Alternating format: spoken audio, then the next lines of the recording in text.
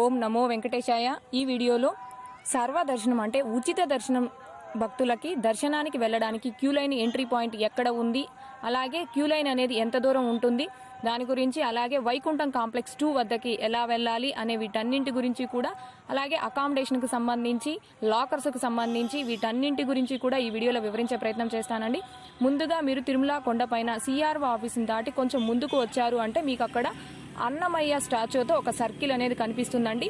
ఆ సర్కిల్ దగ్గరికి ఇప్పుడు మనం వచ్చున్నాం, చూస్తున్నారు కదండి. అలాగే అన్నమయ్య స్టాచ్యూకి వెనక వైపున చూడండి వెంకటేశ్వర స్వామిది 7 కొండలకి నిదర్శనంగా ఒక డిజైన్ అనేది ఉంది కదండి. దానికి వెనక వైపున ఉచిత దర్శనం వెళ్ళడానికి క్యూ లైన్ ఎంట్రీ పాయింట్ అనేది ఉందండి. ఇప్పుడు ఒకసారి నేను అటువైపుకు వెళ్ళి మీకు చూపించే ప్రయత్నం చేస్తానండి. చూడండి, ఇప్పుడు వెంకటేశ్వర స్వామి డిజైన్ దగ్గరకు వచ్చినాం కదండి. ఇక్కడ పక్కన రోడ్డు కనిపిస్తుంది కదా, ఈ రోడ్లో కొంచెం ముందుకు వెళ్ళాము అంటే మనకి దర్శనానికి వెళ్ళడానికి ఎంట్రీ పాయింట్ అనేది కనిపిస్తుంది. ఓకే అండి, కొంచెం ముందుకు వచ్చిన తర్వాత మనకు షాపింగ్ కాంప్లెక్స్ అనేది కనిపిస్తుంది. ఈ షాపింగ్ కాంప్లెక్స్కి ముందు వైపున ఉచిత దర్శనంకి వెళ్ళడానికి దర్శనానికి క్యూ లైన్ అనేది ఉంటుంది. ఒక్కసారి మీకు ఆ క్యూ లైన్ ఎంట్రీ పాయింట్ కూడా మీకు ఒకసారి చూపిస్తాను చూడండి. ఇప్పుడు నేను ఈ క్యూ లైన్ ఎంట్రీ పాయింట్ గుండా ఉచిత దర్శనం అంటే సర్వదర్శనం క్యూ లైన్లోకి వెళ్తున్నాను.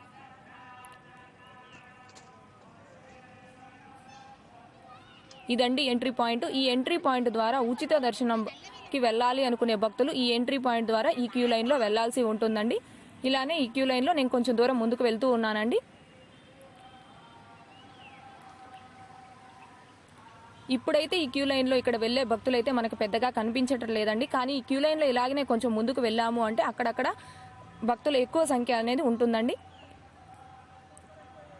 అది ఎక్కడ ఉంటుంది, ఎందుకు అలా భక్తులు ఎక్కువ సంఖ్యలో స్టాప్ చేస్తుంటారు చూపిస్తానండి. చూడండి, ఈ ఎస్వి షాపింగ్ కాంప్లెక్స్ అండి.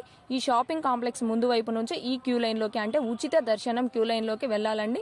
ఈ క్యూ లైన్ గుండా ఇంకా కూడా కొంచెం దూరం నేను నడుచుకుంటూ వెళ్తూ ఉన్నానండి.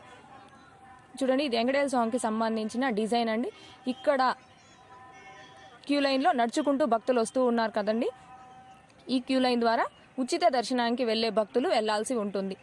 ఇక్కడ నేను కొద్దిగా ఈ క్యూ లైన్ని కూడా ప్యానింగ్ చేసి చూపిస్తాను చూడండి.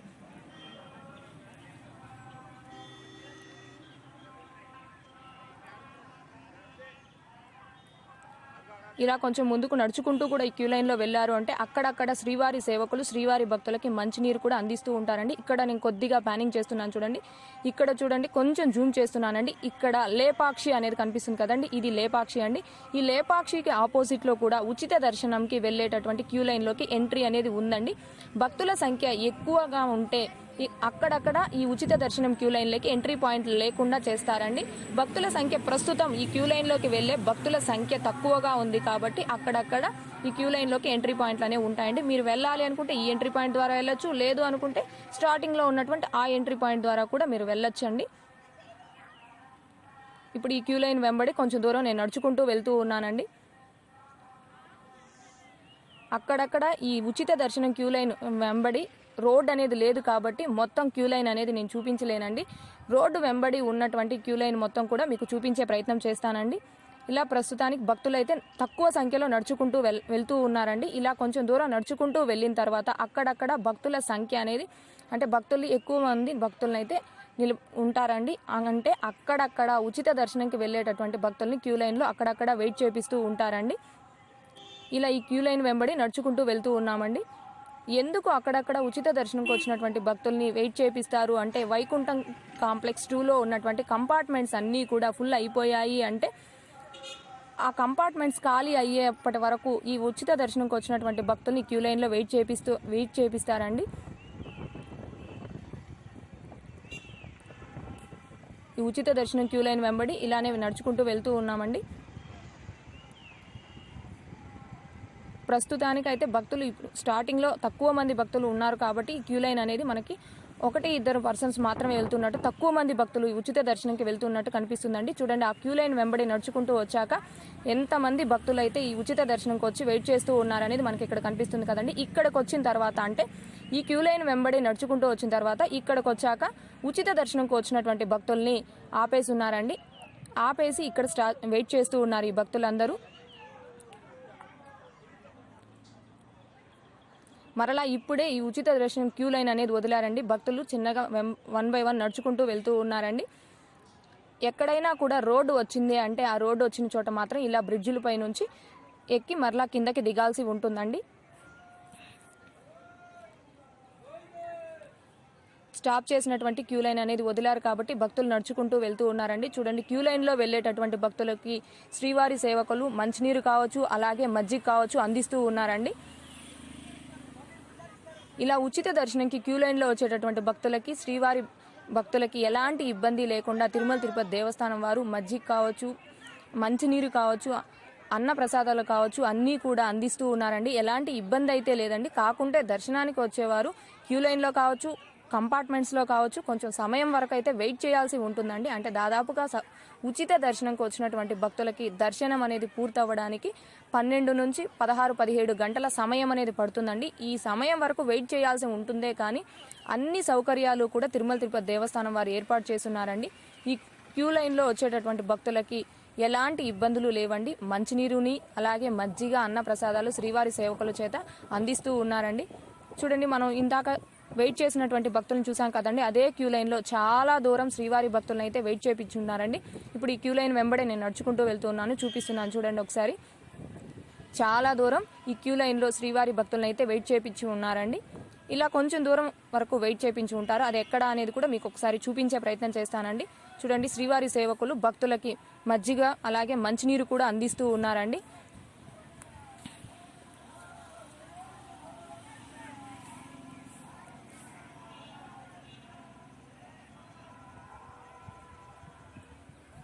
ఇలా క్యూ లైన్ వెంబడి నడుచుకుంటూ మరలా వెళ్తూ ఉండాలండి. ఈ క్యూ లైన్ వెంబడి నేను నడుచుకుంటూ వెళ్తూ ఉన్నాను.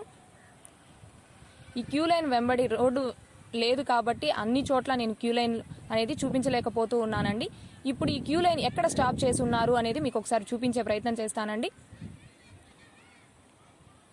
ఇలా ఈ క్యూ లైన్ వెంబడి వెళ్ళడానికి ఇక్కడ రోడ్ అనేది లేదు కాబట్టి నేను క్యూ లైన్ వైపుకి తిరుక్కొని వస్తున్నానండి.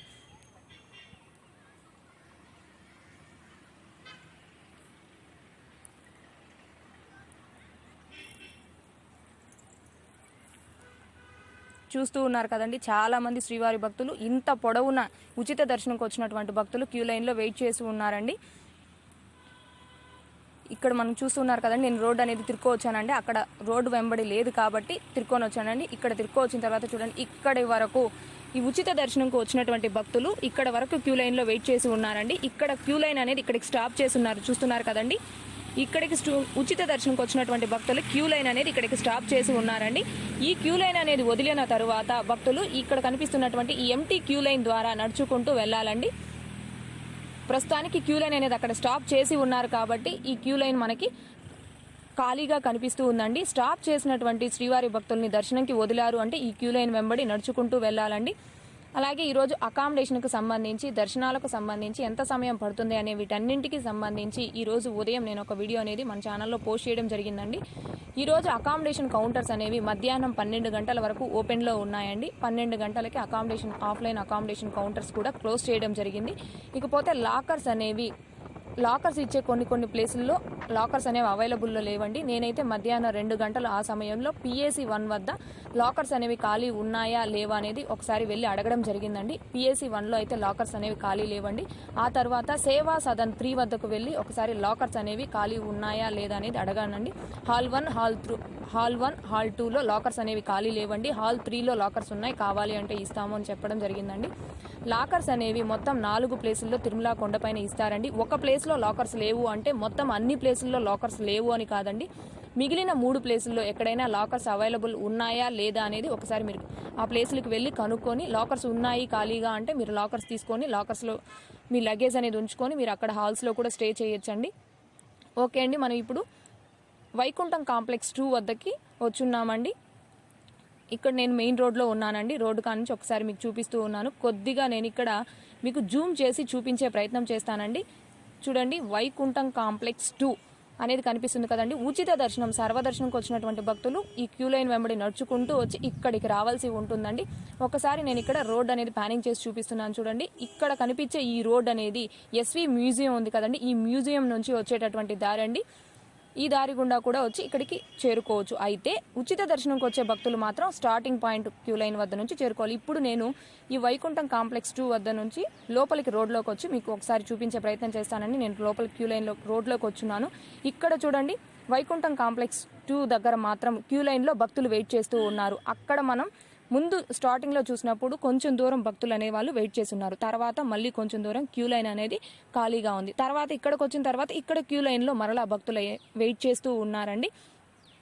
ఇలా భక్తులు వెయిట్ చేస్తూ ఉన్నారు. అంటే ఎందుకు అక్కడక్కడ శ్రీవారి భక్తులు ఉచిత దర్శనంకి వచ్చినటువంటి భక్తుల్ని వెయిట్ చేపిస్తూ ఉన్నారు అంటే, వైకుంఠం 2 కాంప్లెక్స్ వద్ద ఉన్నటువంటి కంపార్ట్మెంట్స్లో భక్తులు ఫుల్గా నిండిపోయి ఉంటే ఆ కంపార్ట్మెంట్స్ ఖాళీ అయ్యేంత వరకు ఈ క్యూ లైన్లో భక్తులను అయితే వెయిట్ చేపిస్తారండి. ఆ కంపార్ట్మెంట్స్లో ఒక కంపార్ట్మెంట్లో నుంచి భక్తుల్ని దర్శనంకి పంపించారనుకోండి, ఆ కంపార్ట్మెంట్ ఫుల్ అవ్వడానికి క్యూ లైన్లో వెయిట్ చేస్తూ ఉన్నటువంటి భక్తుల్ని మరలా కూడా కంపార్ట్మెంట్స్లోకి పంపిస్తారు. దానికోసం కంపార్ట్మెంట్స్ ఖాళీ అయ్యేపటి వరకు ఈ ఉచిత దర్శనంకి వచ్చినటువంటి భక్తుల్ని క్యూ లైన్లో అయితే వెయిట్ చేపిస్తూ ఉంటారండి.